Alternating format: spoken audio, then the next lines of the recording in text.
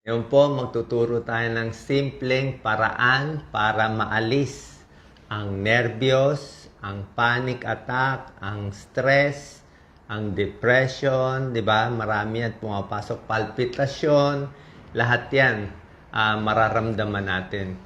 Lahat naman tayo, syempre, nagtatrabaho, maraming stress, di ba? Pero ngayon, yung technique ko po sa inyo, medyo bago to.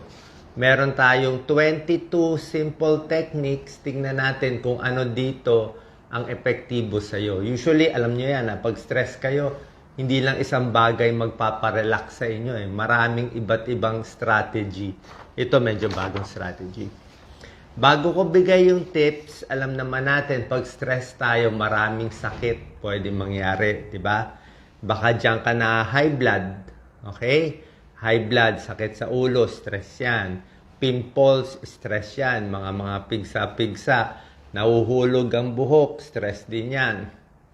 Kahit mga babae, irregular mens, stress din yan. Sa lalaki, prostatitis, stress din. GERD, nangangasimsik mura, stress din yan. Natutumba-tumba, stress din yan. Yang masakit sa leeg dito, naninigas, lahat yan, stress. So, tingnan natin itong mga techniques, didiretsuhin na natin. I'm sure alam nyo naman ang stress, diba? Pinapawisan. So, itong techniques, hindi lang para sa inyo, para din sa akin. Ito gagamitin natin, tingnan natin na 22 tips. Number 1, ito yung tinuturo ko lagi, yung deep breathing exercise. Diba? Ito, medyo alam nyo na pag na-stress kayo, di upo lang muna kayo, tapos hinga lang malalim.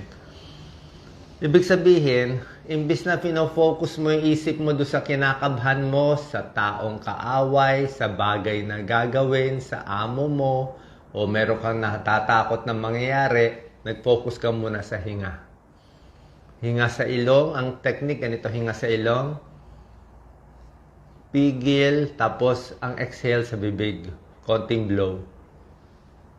Slow exhale, tapos inhale sa ilong. Pigil, tapos exhale. Lalo na kung maganda yung lugar. May secret po yan. Pag ilong kasi, naglalabas ng nitrous oxide kaya mas maganda. Pag exhale sa bibig, mas maganda dahan-dahan. Kung may sakit kayo sa baga, maganda yan. Tapos mabagal. Pag bumabagal ang hinga, babagal din heart rate. Bababa din blood pressure. Kasi ang nervyos, ganito huminga. Diba? Makita nyo sa mga interviews, pag may nervyos ng tao, talaga, ganyan sila Kasi yan ang tendency Hinga ng hinga, kinakabahan. Kaya nga, pinapabagal mo. Number 2, out of 22, maganda itong technique. Admit that you are anxious or angry. Bago to. So, kailangan mo palang aminin. Like ngayon, may lakad ka, medyo pawis kamay ko Hindi ko alam ba't pawis kamay ko, di ba? So, anxious or angry, di ba? So, bakit? Kailangan masabi mo para alam din ng utak mo. Kasi pag sinabi mo, kabado ako ngayon. Kaya siguro pinapawis ang kamay ko, kaya makulot yan ko, kaya masakit likod ko. So, hindi naman to delikado, hindi naman nakamamatay. Basta alam ko lang, today anxious ako. May oras ganyan Yung katawan natin ganyan, up and down. May time malakas, masaya, parang hyper, may time malungkot. May time feeling mo wala kang kasakit-sakit. Hahaba buhay mo, may time feeling mo parang wala na, bibigay na ako, useless na, di ba? So, up and down, admit when you're anxious or angry, mababawasan. Number 3 technique. Pag-aralan nyo, technique, maganda to. Hindi to biro-biro. Hindi to fake tips ginagamit ko. Number 3, challenge your thoughts. Diba? Lalabanan mo, i-challenge mo. Ano ba pumapasok sa isip nyo? Ganito. Isip nyo, baka may mangyari sa anak ko. Yan. Baka mamatay ako bigla. Baka mahulog ako sa tulay. Diba? So, i-challenge mo. Ano bang worst pwede mangyari? Mangyayari ba to? Anong chance mangyayari nun? Baka wala namang sense yung iniisip mo, di ba? Nangyari na ba inisip mo nahulog ka dun sa tulay o ganyan? Rational ba yung utak mo o irrational? Tama ba yung kinakatakot mo? May sense o no sense? o walang sense, di ba? Kunwari, may nangyari, ano gagawin mo, di ba? I-reframe mo. For example, yung iba takot pumunta dito sa isang daanan, madilim, baka may magnanakaw, di ba? Sabihin mo, ang dami naman tao naglalakad dyan araw-araw, di naman nananakawan, ba't ako matatakot? So, challenge mo. Baka mahulog ako dyan sa tubig.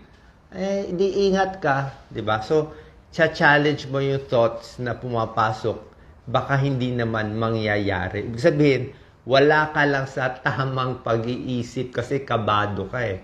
Pag kabado ka, mali-mali na yung compute ng utak mo. Isip mo yung anak ko may mangyayari, mababangga siya, yung asawa ko may gagawin. Baka irrational eh. Number 4, ito. Maganda tong number 4. Release your anxiety or anger. Ito, dito nagkakamali ang marami. Yung iba, pag nire-release yung anxiety, anger, merong ang tamang paraan daw yung lakad-lakad, exercise, konting jogging, galaw-galaw. Yan ang magandang release, physical activity. Ang mali at bawal gawin, bawal daw to gawin pag kayo ay panic na o galit na. Huwag kang magsusuntok daw, huwag ka daw magboboxing, o huwag kang magbabato. Yung iba kasi iniisip, mainit ang ulo ko, magbabasag ako dito. Diba? Pero ayon sa pag-aaral, lalo ka daw nagbabasag, nagsusuntok, lalo iniisip mo, dapat pala ako magalit. Tama pala. Lalo ka sumigaw, tama pala ginagawa ko. So, nare-reinforce yung maling ugali na paggalit ka, minura mo, inaway mo, lalo ka ma-tendency pa. In short, huwag mong galitin ang sarili mo. 'Di ba? Maraming ganyan sa kababayan natin. Iniinis yung sarili, siya magbabato. Tapos nagbato siya, nagalit siya, ba't niya binato? Kita mo, binato ko, kasalanan mo yan, away na tayo, ikaw pala, 'di ba? Pinagawa mo sa akin yan. Obviously, ikaw nagbato eh. 'Di ba? So, mali daw yun. So, dapat relax, calm down, walk or run. Exercise lang. No punching, no screaming, no ano. Bad daw yun. Number 5, visualize yourself calm. Isipin mo, ano ba yung kalmadong mukha mo? Relax lang, ganito. Kalmado lang. Diba? Pag malungkot ka, sabi nga, diba, pag tingnan mo yung picture mo sa salamin, magugulat ka, nakaganon ka na. So, pilitin mo tumawa. Diba? Kahit hindi ka masaya, pilitin mo tumawa. Kahit hindi ka confident, pilitin mo maging confident. Yan ang coping mechanism ng katawan. Kaya naiintindihan ko nga yung ibang tao, kung kailan nervyos, dakdak ng dakdak. Diba? Okay lang yun. Kung sino ang mahina ang confidence, doon siya yabang ng yabang. Ay, pagbigyan na natin. Yun ang mechanism ng katawan eh. Gusto niya bumawi eh. Kung feeling mo maliit ka, doon niya papakita na malaki siya. So, ganun din dapat tayo. Parang artista, pagkabado sila, papakita nila, kaya nila, acting eh. Pero yung acting mo na confident ka, acting mo na masaya ka, yung katawan mo, masasanay din. So, pag inisip mo kalma ka, mas kakalma. Number 6, think it through. Pag-isipan mo muna. Itong tao na kaaway mo, ano ba talaga? Mortal enemy mo na ba talaga to? Habang buhay ba tong galit ka sa kanya? O baka naman, 10 years ago, meron ka ng kaaway. Ngayon, best friend mo na. Di ba? Ang daming ganyan eh. Di ba? Dati kaaway mo, ngayon bati mo na. Ngayon galit ka dito, ngayon gusto mo naman siya. Hindi, magugulo lang utak mo. Sino ba mabait? Sino salbahe? Sino BFF ngayon? Sino kaaway ngayon? Pabago-bago lang. So, ibig sabihin, kung inis ka ngayon sa taong to o sitwasyon, hayaan mo lang muna. Baka umikot din naman yan eh, na reality test. Okay? Rational thoughts. Number 7, siyempre pag stress ka sa trabaho, sa tao, change your focus. Lumabas ka sa kwarto, huwag ka muna doon sa loob. Diba? Umalis ka. Diba? Pag lumabas ka, at least nabago focus mo. Number 8, ito lagi ko ginagawa, centering object. May rosary tayo dito. Diba? Pwedeng, ewan ko, sa Pilipino, common rosary. Baong ka ng rosary, o may holding cross ka. O gusto mo, meron kang Snoopy o Charlie Brown na gusto mong cartoon. So, meron kang hahawakan. O yung bata na umiiyak, bigyan mo isang maliit na laruan. Okay? Pagkabado ka, anak, hawakan mo lang to. Diba? Relax lang. So, binago mo. Pag kinakabahan ka, hawakan mo yung object. Pwedeng rosary, pwedeng cross, pwedeng whatever. Nahawakan mo, relax ka lang dun. Kasi pag nawakan mo yun, marirelax ka. Ano yan eh? Parang hypnotism sa sarili mo. Number 9, syempre, relax your body. Di ba? Relax yung katawan. Yan. Di ba? 9 and 10. Relax your body. 10, drop your shoulders. Yung kamay, alam ko, pag stress kayo, tingnan mo yung kamay ng isang tao. Pag yung kamay ng isang kausap mo, nakaganito, ibig sabihin, susuntukin ka na niya. Yun eh. Pag galit ang bata, hindi niya alam yan, nakaganyan siya. Pag galit ka, natutulog, tingnan mo yung kamay mo, nakaganyan. Kaya nga minsan yung nakaganyan kamay, binubuksan pa namin eh.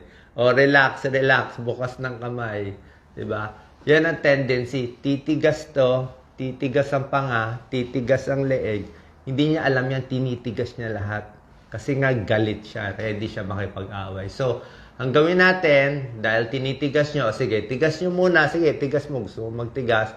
Tigas mo na todo, tapos release. Tigas todo, tapos release. Diba? Yung leeg masakit, ikot-ikutin. Diba? Alug-alugin. Yan, oh. Yung shoulder yan, pampaluwag yan ng tapos konting stretch, yung mga ginagawa ko. So, nire-release mo yung stress sa paa. Galaw-galaw. Yung iba nga, pinapalo-palo, ginaganon-ganon ng sarili. Okay din yan. Tapping technique. Number 11, identify pressure points. Ano masakit sa katawan? Pindot-pindutin. Diba? Baka meron kang stress point. Yung iba dito sa kamay. Yung iba dito. Yung iba dito. Yung iba dito. Pwede. Yung iba dito, sa ilalim ng mata. Huwag sa mata. Dito sa ilalim ng mata, masarap yan. Dito. Sa ilalim ng eyebrow, may secret yan eh. Masarap yan. Dito sa ilalim. Okay? Dito sa gitna. Dito sa side. Huwag lang ikot-ikutin yung buhok kasi baka malagas ang buhok. So, pag dito, huwag ganun-ganunin. Malalagas eh. So, iganyan nyo lang. Press nyo lang. Diin lang. Ha? Kasi pag tumatanda, numinipis ang buhok, mahina ang kapit, kaya nalalagas. Kaya pag ginanyan mo, malalagas siya. Okay? Number 12, maganda to, fresh air. Pumunta ka sa mahangin, sa magandang bundok, sa mapuno. Doon marirelax ka. Okay? Umalis ka sa kwarto mo. Kwarto mo, mainit, masangsang, magulo, walang oxygen, mainit yung kwarto mo, iinit ulo mo, ma-stress ka. Pumunta ka sa mahangin. Tumingin sa malayo. Diba? Kung wala ka talaga makitang malayo, tumingin ka na lang ng picture, imagine mo nandun ka. Fresh air. Ang masikip na kwarto, masikip. Diba? Masikip na elevator, claustrophobic eh. Dapat maluwag, ma-relax. Meron nagpapanik, diba? Pag masikip ang lugar. Number 13, baka gutom ka. Pwede ka minom ng tubig, pamparelax. Siguro konting kain lang konti. Huwag naman masyadong malaking pagkain. Yung iba, dark chocolate. Pero siguro saging na lang. Saging, pamparelax. Tapos kain konti, baka ginugutom ka. Baka hypoglycemia ka lang. Number 14, sabi nila, chewing gum. Chewing gum, isa nakaka-acidic. Pero nasa sa inyo. Pwede kayong mag-chewing gum. Actually, may konting pag-aaral ang chewing gum daw. Pampasaya, bawas nerbiyos, tsaka nakakagana daw ng utak.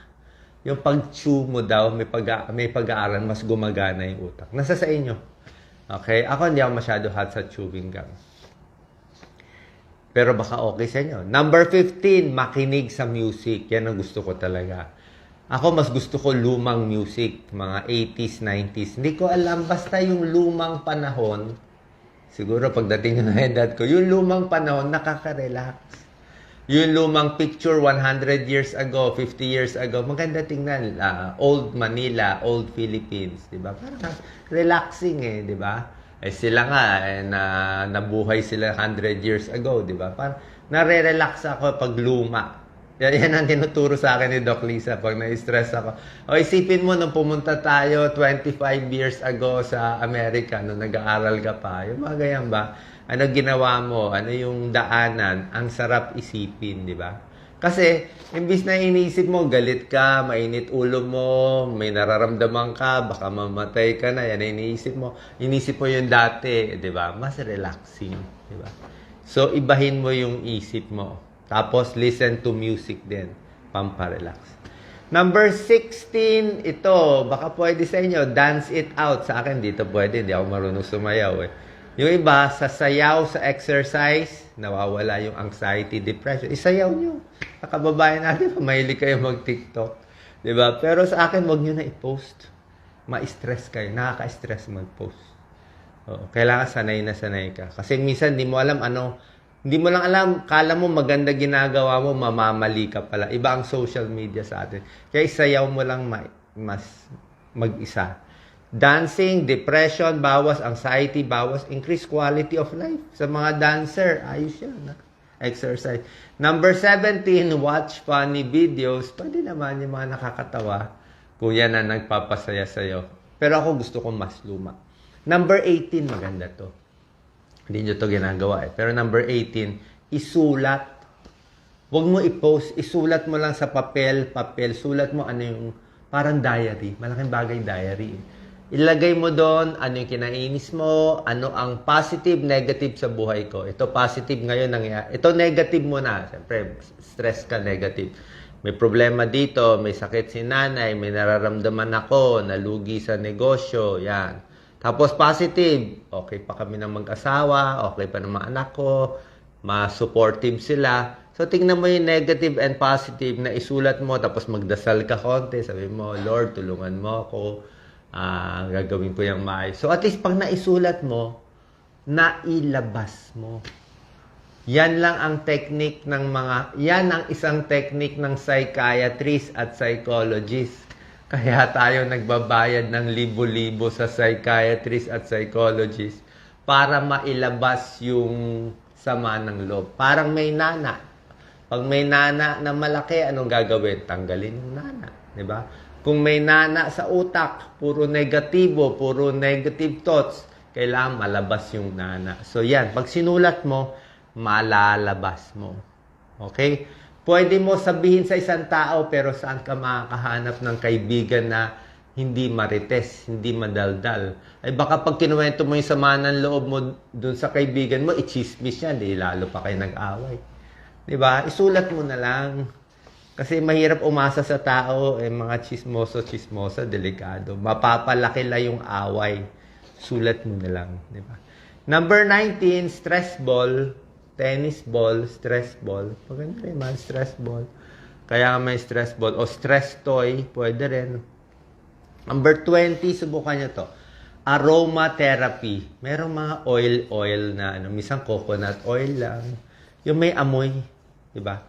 Smell kasi, ang amoy, nagtitrigger ng emotion. Ulitin ko. Ang special na amoy nakaka-trigger ng emotion. Meron kami sa mga connected yan, emotion and smell sa utak natin. Magkadikit yan eh. So, pag may naamoy ka na maganda, o like nanay ko dati, laging may white flower. Di ba? O merong mga tiger balm, yung mga kung ano. O Vicks Vaporub. Di ba? O Vicks, whatever. Kung ano man yung amoy na nagtitrigger sa inang alaala, okay lang yun. Di ba? Kung ano man yung nati-trigger. So, maglagay ka ng pang-trigger. Actually, ang amoy din ng prutas, maganda. Mansanas, amuyin mo mansanas, nakaka-relax ang mansanas. Kung gusto mo magising, amuyin mo orange o lemon. Pampagising yun. Iba yung amoy. Pero yung amoy ng mansanas, nakaka-relax. Smell an apple. Try nyo. Kaya may apple scent eh. So, try nyo smell, try nyo sound, lahat ng technique. Number 20 yan, aromatherapy. Number 21, out of 22, social support. Ako, ito si Doc Lisa, magaling to mag-psychiatrist eh. Hindi ko na kailangan bayaran. Actually, kailangan gumawa ng video si Doc Lisa. Si Doc Lisa, sasabihin lang niya, oy, kwento mo. Ano ba iniisip mo ngayon? Ano ba nabasa mo ngayon? Yan ang style ni Doc Lisa. Ano ba nabasa mo ngayon? Ano na-trigger sa'yo kaya ka na-stress? Di ba? Sabi mo, wala namang connection. May nabasa lang ako sa classmate ko, ganito ginawa. Yun, nainggit ka dun. Kaya ka nainis na. May nakita ka. Ano inisip mo? Ano panaginip mo? Ano nabasa mo? Yun ang nag-trigger. Kala mo hindi yun ang cause, pero yun pala. Yung pala. Kasi minsan di tayo umaamin eh. Aamin ka ba na naiinggit ka? Aamin ka ba na galit ka? Aamin ka ba na gusto mo may masamang mangyari sa ibang tao? Diba? Alam mo kasi masama eh, pero minsan yun na pumapasok. So, maganda na ilalabas. Social support. Number 2, 22, last, very effective to Gamit to ng anak ko. Spend time with a pet. Oo, aso, pusa, nakaka-relax. Depende nga. Sabi ko nga, itong 22 techniques, yung iba, i-pet lang nila yung mga aso kasi, lalo na yung aso at pusa. Talagang unconditional love eh. Hindi ka aawayin, hindi ka chichismisan, loyal sa'yo, hindi ka tulad ng tao, pabago-bago, hindi ka iiwan, walang break up sa aso at pusa. Kung ano man ang pet nyo. Okay? So, yan ang 22 techniques. Sinitingnan ko nga, meron pa ba tayong other techniques? Siyempre, yan ang self-help natin. Kung talagang hirap na hirap, hindi maayos, pupunta sa psychologist, psychiatrist, may tableta na pamparelax. Merong mga Valium, diazepam, bromazepam, alprazolam, may mga pampatulog, di ba? Okay naman yan kung talagang sobra-sobra ka na stress. May antidepressant, yung sobra-sobra stress na umiiyak na, ayaw na magtrabaho, hirap na, pwede naman sila mag-psychiatrist. Hindi ko naman sinasabi kasi yung sobra lungkot, may kulang na chemical na sila sa utak. Yung serotonin nila bumabagsak. Hindi nila kasalanan yon yung mga may depression. Bumabagsak yung serotonin sa sobrang stress, kailangan nila ng antidepressant, pamparelax, mga bromazepam, mas gusto ko yan, Lexotan, tsaka antidepressant. So usually 6 months to 1 year ang inom niyan. Minsan kailangan yan. Okay? Minsan kailangan. Tulad nga na sinabi ko sa inyo, tinuturo ko sa inyo the best of both worlds. Yung pinakamagandang natural remedy, binigay ko na nga natural remedy sa stress, anxiety, depression, panic, palpitation, high blood sa stress. Pero pag hindi makukuha, malaking tulong din yung gamot. Yung gamot, pag di na talaga kaya, di nyo na ma-manage yung anak ninyo o may problema, dali nyo sa psychiatrist. Anong ginagawa nitong gamot? Cardiologist ako, internist ako, diba? So, may tao talaga, pag bagsak na yung level, kahit anong usap mo, hindi na. Kahit anong alug mo, kahit sampal-sampalin mo pa, hindi na makukuha hindi na pumapasok yung sinasabi mo. So, kailangan nila ng gamot. Ang ginagawa ng gamot, ganito yan pinapakalma niya yung mga nerves, yung mga ugat. Parang pinapakalm nila. So, pag nag-iisip ka ng 4 na bagay na magulo, 2 na lang, mababawasan. Parang sinusuppress ka, di ba? Kinakalma ka. Kaya imbis na magwala sila, maggalit, hindi na sila, nakaupo na lang sila. Parang na days o na relax sila. So, yun lang ginagawa ng gamot. Pero, kahit naka-antidepressant kayo pa rin dapat unti-unti maglalabas sa sarili nyo para at least pag wala ka ng gamot, kaya mo na mabuhay laban ng stress, anxiety, depression, at iba pa. Okay? Maganda ba itong techniques natin? Saan ba nakatulong? Try nyo, isa-isa dito. Baka meron kayong sariling technique. Pero sa akin, very effective to. Salamat po. God bless po. Share po natin. Thank you. Okay. God bless po.